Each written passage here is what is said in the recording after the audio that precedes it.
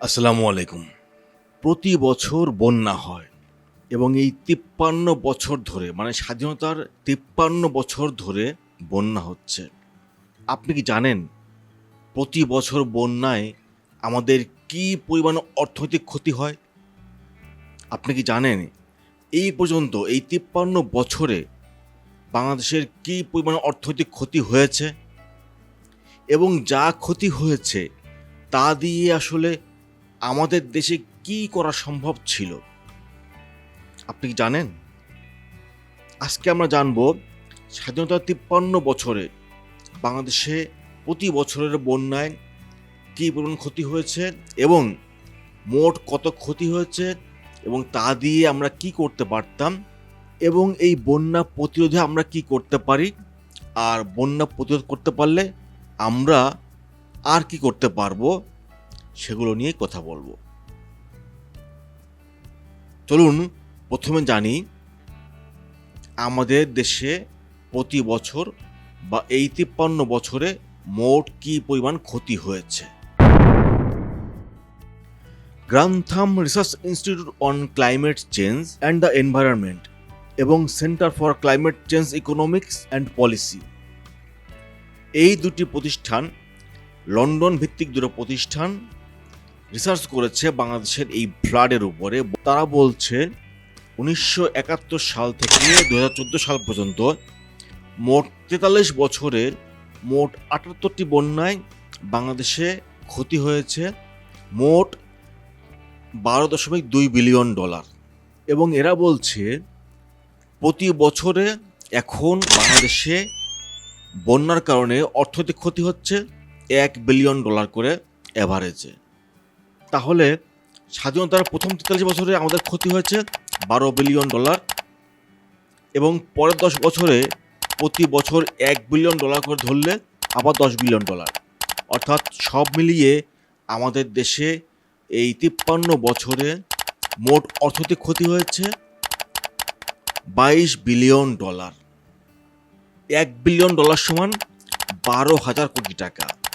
তাহলে $২২ বিলিয়ন সমান ২,৬৪,০০০ কোটি টাকা। এই টাকায় কি কি করা সম্ভব ছিল? এই টাকায় ২০০৯-১০ এবং ১০-১১ সালের ২ বছরের বাজেট করা সম্ভব ছিল। ৯ সালে আওয়ামী লীগ সরকার ক্ষমতা এসেছিল। ২০০৯-১০ সালে আমাদের বাজেট ছিল ১,১৩,১৭০ কোটি টাকা। ২০১০-১১ সালে আমাদের বাজেট ছিল ১,৩২,১৭০ কোটি টাকা। যদি বাজেট না করতাম তাহলে আর কি করা যেত? এই টাকায় ৯টা পদ্মা সেতু করা যেত। পদ্মা সেতুর খরচ ৩০,০০০ কোটি টাকা প্লাস। আর আমাদের এই বন্যার কারণে ক্ষতির পরিমাণ ২,৬৪,০০০ কোটি টাকা। যদি আমরা পদ্মা সেতু না করতাম তাহলে আর কি করতে পারতাম? এই টাকায় ৮টা মেট্রো রেল করতে পারতাম। উত্তরা থেকে একেবারে কমলাপুর পর্যন্ত যে মেট্রো রেল হবে তার ৮টা মেট্রো রেল করতে পারতাম।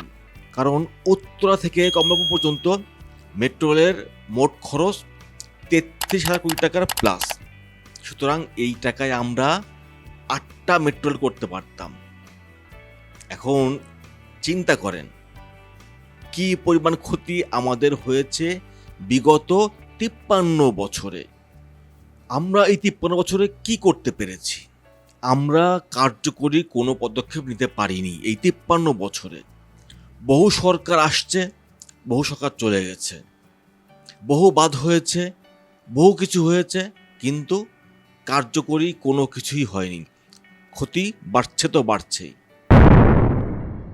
প্রতি বছর আমাদের দেশে কৃষকরা ফসল ফলায় আর বন্যা এসে সেই ফসল নষ্ট করে দেয়, যার ফলে কি হয়েছে প্রতি বছর খাদ্য ঘাটতি তৈরি হয়েছে এবং এই ঘাটতি বাড়তে বাড়তে এখন আমাদেরকে আমদানি নির্ভর করিয়েছে। আমরা আমাদের অনেক খাদ্যপণ্য আমদানি করি। একসময় আমরা ছিলাম খাদ্যের সংসম্পন্ন দেশ, আর এখন হয়েছি আমদানি নির্ভর দেশ। আমরা ভারত থেকে আমদানি করি, আমরা পাকিস্তান থেকে আমদানি করি, তুরস্ক থেকে আমদানি করি, চায়না থেকে আমদানি করি, বহু দেশ থেকে আমরা খাদ্য আমদানি করি। কিন্তু এমন হওয়ার কথা ছিল না। আমাদের শাসকরা সৎ ছিলেন না বিধায় কার্যকরী কোনো পদক্ষেপ নিতে পারেনি। যদি শাসক সৎ হতো তাহলে কার্যকরী পদক্ষেপ নিত এবং এই ক্ষতি রোধ করা সম্ভব ছিল। যাই হোক, যা হওয়ার তা হয়ে গেছে অলরেডি। এখন সামনে আমরা কি করতে পারি, এখন আমাদের কি করা উচিত? অনেকেই অনেক রকম মতবাদ দিচ্ছেন। বহু বছর আগে অধ্যাপক গোলাম আজম তিনি বলেছিলেন অ্যান্টি ফারাক্কা, মানে ফারাক্কার বিপরীতে আরেকটা বাঁধ তৈরি করতে, যার নাম অ্যান্টি ফারাক্কা। এগুলো ছিল অ্যাগ্রেসিভ চিন্তাভাবনা। আমাদেরকে বাস্তবতা বিবেচনা করে প্ল্যানিং করতে হবে। অ্যাগ্রেসিভ শুধু চিন্তা করলেই হবে না, কারণ এখানে অনেক সমস্যা তৈরি হতে পারে। সুতরাং শুধু কল্পনায় না থেকে আমাদেরকে বাস্তব ভিত্তিক চিন্তা করতে হবে। তাহলে আমরা কি করতে পারি? প্রথম কথা হচ্ছে, আমাদের যে নদীগুলো ভারতের সঙ্গে সরাসরি সংযুক্ত, যেখান থেকে বন্যার সময় বা বর্ষা মৌসুমে বেশি মাত্রায় পানি আসে, সেই সব নদীগুলো প্রায়োরিটি দিয়ে আগে ড্রেজিং করতে হবে এবং এই ড্রেজিং করে নদীর নাব্যতা বাড়াতে হবে, যেন এই নদী পানি ধরে রাখতে পারে। এই পানি যেন দ্রুত সমুদ্রের দিকে চলে যেতে পারে, সেই ব্যবস্থা করতে হবে। ড্রেজিং করার ফলে যে মাটি আর বালু উত্তোলন হবে, সেই মাটি আর বালু দিয়ে নদীর দুই পাশে প্রশস্ত এবং দীর্ঘস্থায়ী উঁচু বাঁধ নির্মাণ করতে হবে।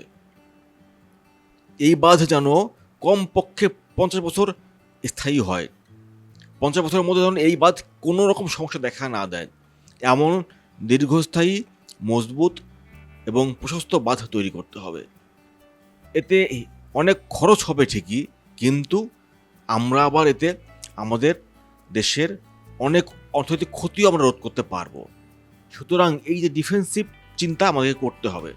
বিগত বছরগুলোতে আমাদের দেশে বাঁধ নির্মাণ করা হয়েছে, কিন্তু বাঁধগুলো কার্যকরী ছিল না, দুর্বল বাঁধ ছিল এবং এই বাঁধ তৈরি করার জন্য যে বাজেট করা হতো তা চলে যেত মূলত বিভিন্ন শ্রেণীর মানুষের পকেটে।